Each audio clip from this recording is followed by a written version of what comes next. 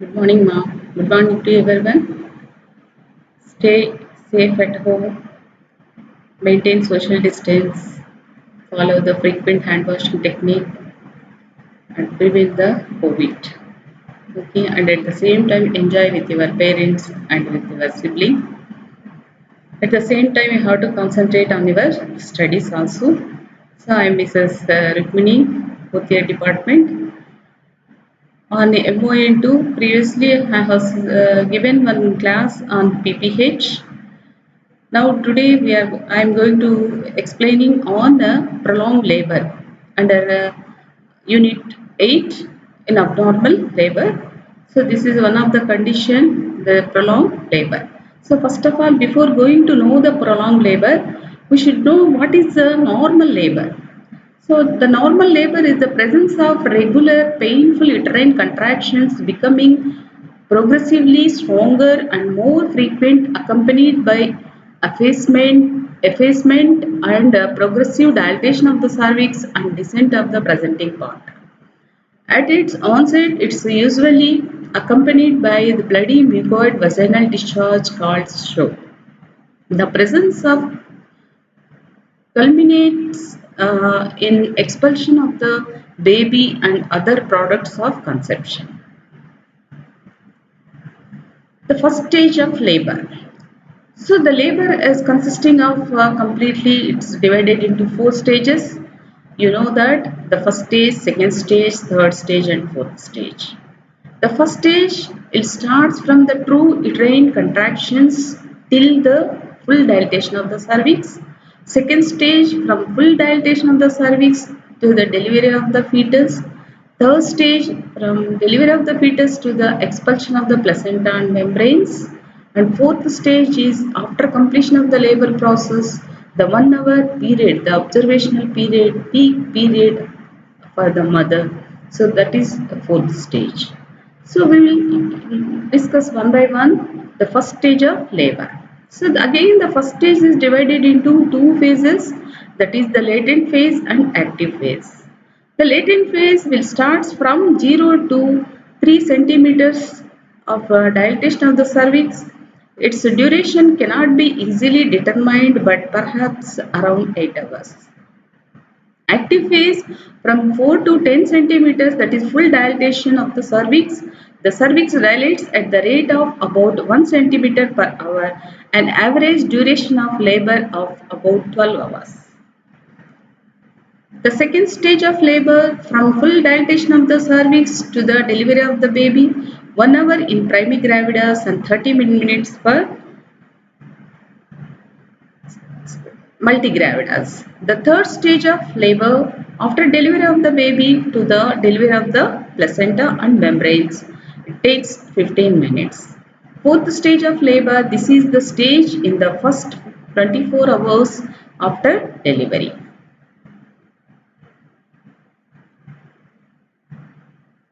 So prolonged labor. So what is mean by prolonged labor? So up to now we know about the what is normal labor. So what is the meaning of the prolonged labor? The prolonged labor, the combined duration of the first and second stage is more than the arbitrary time limit of 18 hours to 24 hours. In a multipara, it exceeds 12 hours. The prolongation may be due to the protracted cervical dilatation in the first stage and or inadequate descent of the presenting part during the first or second stage of labor. The cervical dilatation rate is less than 1 centimeter per hour. Descent of the presenting part is below 1 centimeter per hour for a period of minimum 4 hours. So that is about the prolonged labor. The causes for prolonged labor is in first stage, the failure to dilate the cervix is due to the fault in power. The fault in power, that is abnormal uterine contraction such as uterine inertia or incoordinate uterine contraction. Fault in passenger. The fault in passenger is malposition and malpresentation. It may be a brow face presentation. The malposition, most probably the occipito-posterior position, may cause for the prolonged labor. And congenital anomalies of the fetus. It may be a large baby or an anencephaly, hydrocephalus, abnormalities in the fetus, so that may cause for prolonged labor. And too often deflexed head. If there is a deflexed abnormal presentation of the head may cause for prolonged labor. And minor degrees of pelvic contraction. If there is any pelvic contraction, contracted pelvis is there, it may cause for to delay the passenger and may cause for the prolonged labor. And disorders uterine action have got the sinister effects in causing the non-dilatation of the cervix. The others is the injudicious administration of sedatives and analgesics before the active labor begins. The second stage, the fault in power. The fault in power is uterine inertia.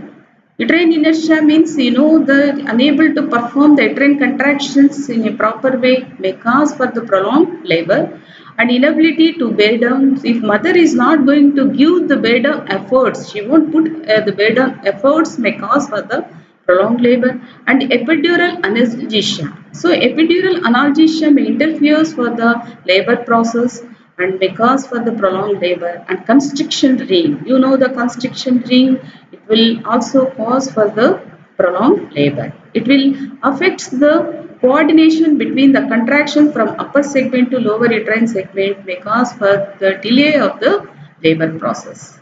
And fault in the passage, cephalopelvic disproportion, that is anteroid pelvis, contracted pelvis, undue resistance of the pelvic floor or the perineum due to the spasm or mold scarring, and soft tissue pelvic tumors. These may also cause further prolonged labor. Fault in the passenger. The fault in the passenger is the baby. So the fetus, if the fetus is in a malposition, the occipiter, most probably the occipiter posterior position may cause for prolonged labor and malpresentations, a big baby and congenital malformations of the baby. The signs and symptoms of prolonged labor is the labor extends for more than 18 hours. So patient looks exhausted and distressed. Dehydration may be present. Mouth may be dry due to the prolonged mouth breathing, and pain may be more at the back on sides of the body, radiating to the thighs rather than from the uterus in the abdomen. This is due to excessive and prolonged pressure over the muscles and ligaments of the back. Labor pains may initially be severe, frequent and prolonged, but later decreases and become very mild as the muscles become fatigued. A pulse rate is often high due to dehydration, exhaustion and stress. The large intestines are dilated and can be palpated along both sides of the uterus as large thick structures filled with air. They give off the hollow sound of drums on tapping. About coming for the fetus, the fetal distress may develop and membranes may or may not rupture early. In early rupture, there is a risk of infection of the uterus, uterine contents if proper antibiotics are not prescribed. And ketosis may develop due to prolonged starvation. So how we will diagnose this prolonged labor? The abdominal and vaginal examination may give the identification of the prolonged labor. During vaginal examination, if the finger is accommodated in between the cervix and the head during uterine contraction, pelvic adequacy can be reasonably established. Intranatal imaging, that is radiography, CT or MRI, is of help in determining the fetal station and position as well as the pelvic shape and size.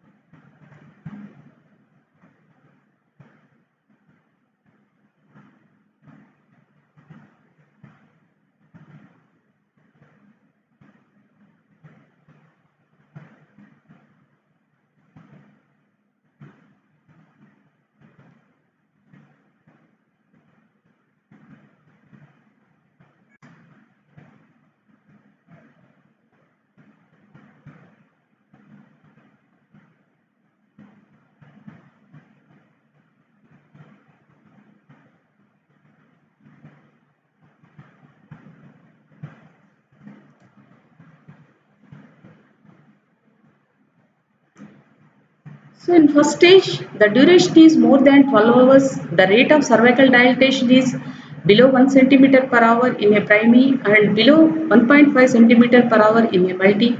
The rate of descent of the presenting part is below 1 centimeter per hour in a primary and below 2 centimeters per hour in a multi. So in a pantograph, the labor process is divided into latent phase that ends when the cervix is 3 centimeter dilated and active phase starts with cervical dilatation of 3 centimeters or more. A cervix should dilate at least 1 centimeter per hour in this active phase. Cervical dilatation rate is plotted in relation to alert line and action line. So you know the very well about the pantograph in third year and fourth year, and now also you are maintaining this in clinical side.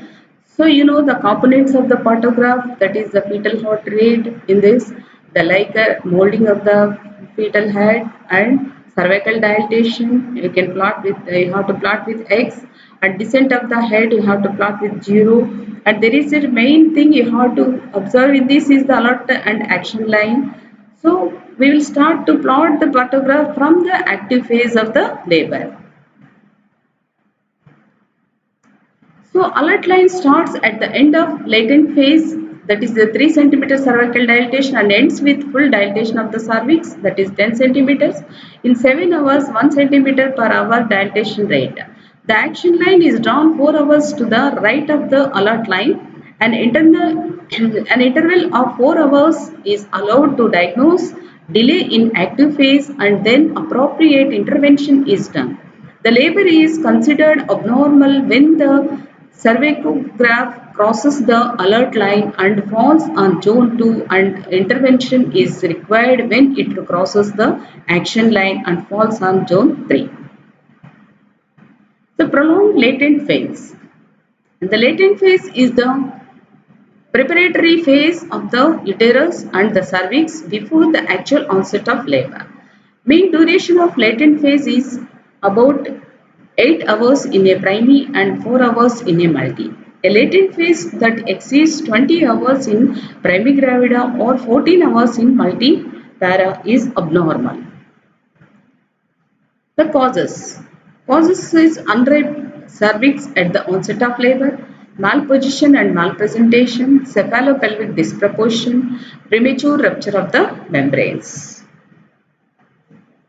The images is showing that the face presentation and chin anterior and chin posterior. And management. So how we can manage this prolonged labor? So first one is how to assess the mother and identify by diagnosis tests, that is parabdominal palpations and parvaginal findings.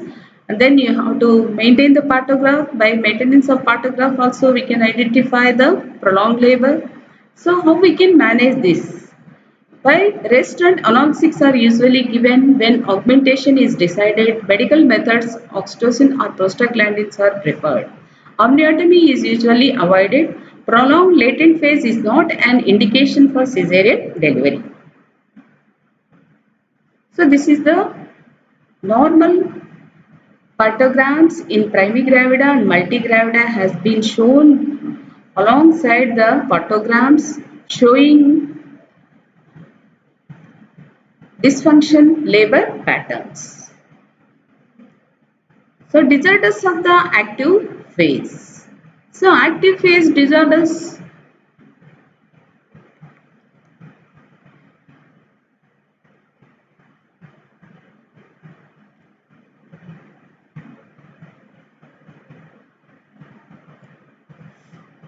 So disorders of the active phase disorders may be divided into two, that is protraction and arrest disorders. So protracted active phase or primary dysfunctional labor when the rate of cervical dilatation is below 1.2 centimeters per hour in a primary para and below the 1.5 centimeters per hour in a multipara. A protracted active phase may be due to inadequate uterine contractions, cephalopelvic disproportion, malposition or malpresentation, or epidural anesthesia. Arrest disorder. Arrest of the dilatation is defined when no cervical dilatation occurs after 2 hours in the active phase of labor. It is commonly due to inefficient uterine contractions. No descent for a period of more than 1 hour is called arrest of descent. It is commonly due to CPD. The secondary arrest is defined when the active phase of labor commences normally but stops or slows significantly for 2 hours or more prior to full dilatation of the cervix. It is commonly due to the malposition or CPD. The second stage, main duration of the second stage is 50 minutes for nullipara and 20 minutes in multipara. The prolonged second stage is diagnosed if the duration exceeds more than 2 hours in nullipara and 1 hour in a multipara when no regional anesthesia is used. Disorders of the second stage. Protraction of descent is defined when the descent of the presenting part is at below 1 centimeter per hour in a nullipara or below 2 centimeters per hour in a multipara. Arrest of descent is diagnosed when no progress in descent is observed. It may due to one or a combination of several underlying abnormalities like CPD, malposition, malpresentation, inadequate uterine contractions or asynclitism. The dangers. The fetal danger for it will affect the fetus. Fetal is a hypoxia due to the diminished uteroplacental circulation, especially after rupture of membranes. Intrauterine infection and intracranial stress or hemorrhage following prolonged stay in the perineum and super molding of the head, increased operative delivery. Maternal distress, postpartum hemorrhage, trauma to the genital tract, concealed undue stretching of the perineal muscles which may be the cause of prolapse at a later period or revealed such as cervical tear, rupture uterus, and increased operative delivery, puerperal sepsis and subinvaluation. Treatment and prevention, antenatal and early intranatal detection of the factors likely to produce prolonged labor, big baby, small women, malpresentation or position. Use of partograph helps early detection and selective and judicious augmentation of labor by low rupture of the membranes followed by oxytocin drip. Change of posture in labor other than supine to increase uterine contractions, avoidance of dehydration in labor and use of adequate analgesia for pain relief. The pattern and diagnostic criteria they have given prolonged and latent phase, prolonged nulliparous 20 hours or more and multiparous is 14 hours or more and primary dysfunctional labor nulliparous below 1.2 centimeters per hour and multiparous is below 1.5 centimeters per hour. Prolonged deceleration phase is nulliparous 3 hours or more, multiparous 1 hour or more. Secondary arrest of the dilatation is arrest will be there and 2 hours or more and protracted descent in nulliparous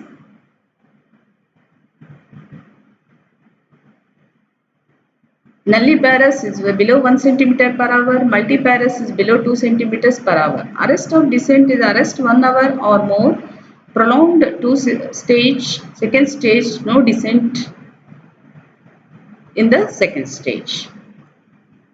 Actual treatment is careful evaluation is to be done to find out the cause of prolonged labor, effect on the mother, effect on the fetus. Definitive treatment is first stage delay.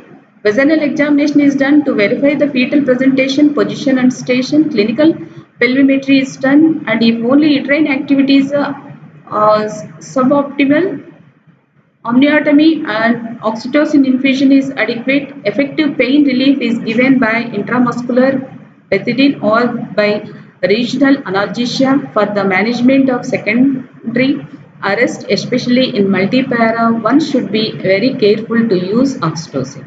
Caesarean section is done when vaginal delivery is unsafe, that in malposition, malpresentation, big baby or CPD. Second stage delay. Short period of expectant management is reasonable provided for the fetal heart rate is reassuring and vaginal delivery is imminent. Otherwise, appropriate assisted delivery, vaginal, forceps servatus or abdominal cesarean section should be done. Difficult instrumental delivery should be avoided. The schematic management, the management of poor progress in labor, they have given the schematic. We can go through these.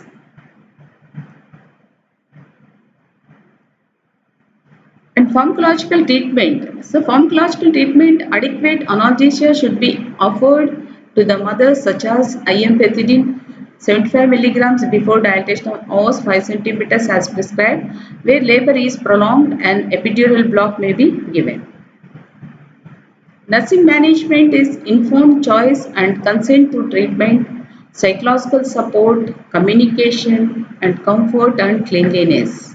So you know the what are the nursing management and what are the nursing care you have to provide for the mother. Informed choice and consent is to treatment and psychological reassurance is very important for the mother because mother will be having the anxiety related to the labor process and how to make a good communication with the mother and mother attenders and then and there you have to give the information consent about the situation so how the prognosis of the labor and provide the comfort and cleanliness and maintain the cleanliness to the mother. And position also you have to maintain from the starting. You should not keep in the same position.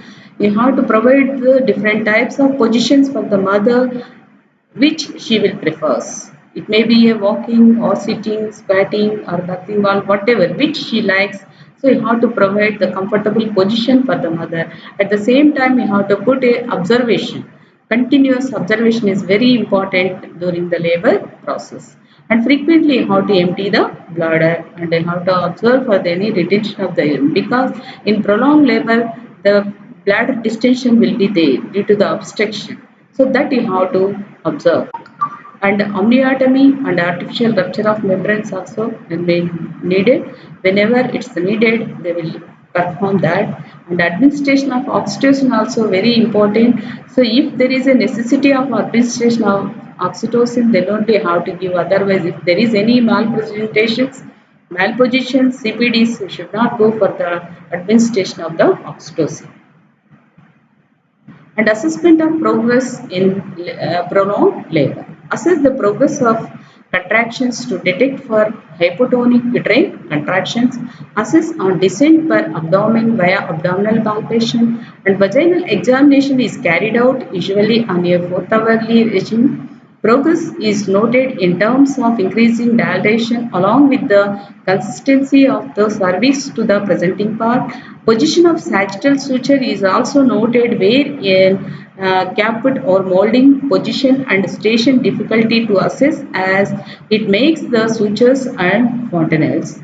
Descent of the presenting part also noted to see the labor progress and color of the amniotic fluid to be noted. Fetal well-being, monitor the CTG to determine the fetal distress and preparation are made for either a CS if the first stage of labor is prolonged or for an instrumental delivery or cesarean section in the second stage of labor. So depends upon the need and necessity how to take the decision whether go for the normal vaginal delivery with instrumentation or abdominal cesarean section. So thank you. So today I have explained about the prolonged labor. Before starting the prolonged labor, what is normal labor? So normal labor is having the 4 stages. So it will depends upon the gravid uterus, the time we will give for normal labor. So if it will exceeds more than that hours, it is called as a prolonged labor. So the prolonged labor may cause the causative factors. It may be related to the power passenger. So if there is a not having the uterine contractions in a proper way, if there is a uterine inertia or hypertonic uterine contractions with malpresentations. This will makes to cause for the prolonged labor. So the early detection is very important. So during the first stage of labor itself, we can identify and maintain it by maintaining of the partograph and by abdominal palpations and pervaginal examination. We can detect the presenting part and position of the fetus, presentation and station of the presenting part and condition of the mother as well as the fetus. So by this we can take the decision whether we can perform the normal vaginal delivery or we can go for the instrumental delivery, the normal vaginal delivery, or we can go for abdominal cesarean section. So there is a small assignment for you girls. So formulate the nursing diagnosis for the prolonged labor and write the nursing care plan in detail. Okay, Ma, thank you. Good luck.